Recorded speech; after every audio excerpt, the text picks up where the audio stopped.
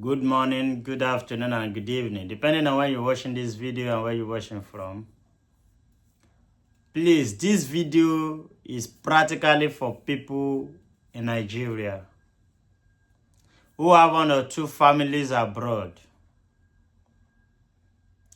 Please, this is a wake-up call for everybody who has one or two families abroad. This is not just the time to call people for just the money. Now it is high time we begin to what? To call them to ask their welfare. Majority of these people are passing through a lot. The reason why I'm coming up with this video is not just for a content, but every time I go out, probably to do shopping or to do one or two things, I begin to see some of these black guys. The moment you see them, you know things are not okay with some of these guys. Some of them are beginning to have, they are beginning to have mental problems. Some of them are beginning to be depressed. It's long I wanted to do this video content, but there was one I saw yesterday that was scary and touching. That is why I said, okay, let me come up today to do this video.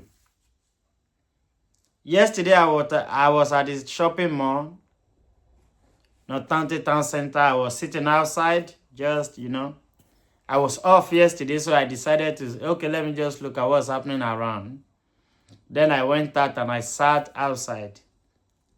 Some team of people were trying to fix one or two places in the front of the shopping mall. Construction work, so they parked their van and some other things and they were working. It was towards the end of the work when they were trying to pack their equipment and their tools inside their van and their bus. And this black guy came. He probably wore something on his head, leaving few spaces from the head. Wore one, I don't know how to describe him, and put on a knicker. So all of a sudden, he just came towards the van of these people and put his hand inside the van and picked two capstones. He picked the first one, he picked the other one, then he dropped the other one and picked another one. And he was going straight to an unknown location because I wasn't following him. So even the white man that was walking was scared. He was like just looking at this man until he went away. After a few minutes, he came back again. Was just walking like, So this is to tell us that something is wrong with this kind of guy. Let us forget about the issue of saying he has gone for 5 years and he didn't return. Do we know what is passing through? Do we know his current status? Do we know his problem? Depression is real. Maybe this kind of guy, and some of them, not just this guy.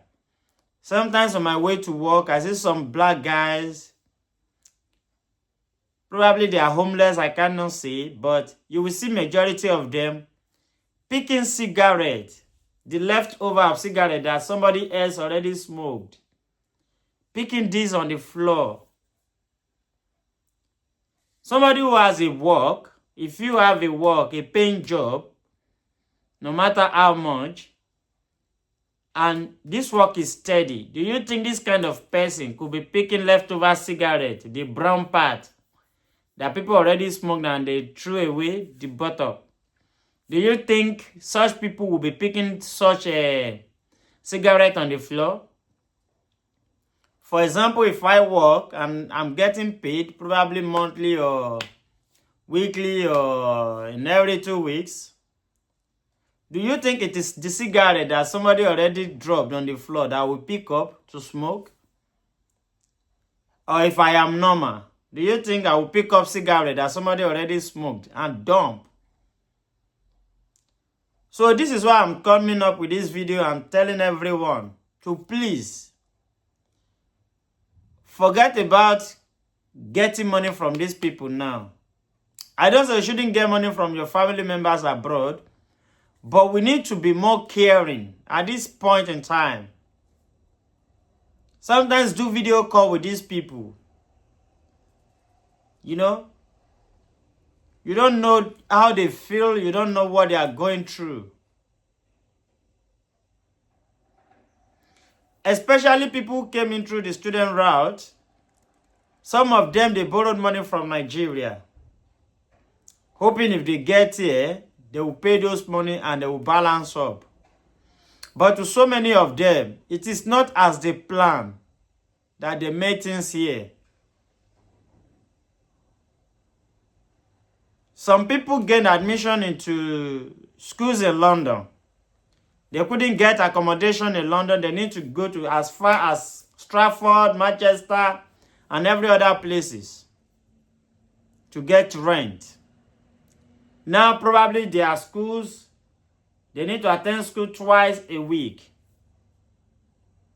and which you must attend. Now, these kind of people, on daily basis, you spend close to 40 to 50 pounds on train going to school, and you must go twice. Some of them 3 months, they don't even get a job. Some of them 2 months, they don't get a job. How do you want them to live? Let us forget about the fact that they've traveled abroad. Some of them, they cannot just call back home. Things are not easy for them. So sometimes if you have any family, what I'm saying in essence, if you have any family abroad, sometimes call them. Not just for money. Check on them.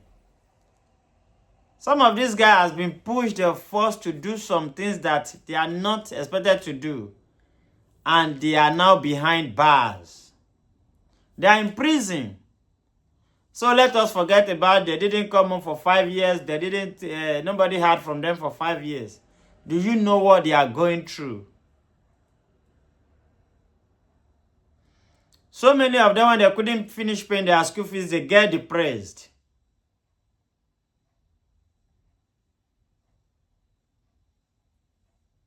You know?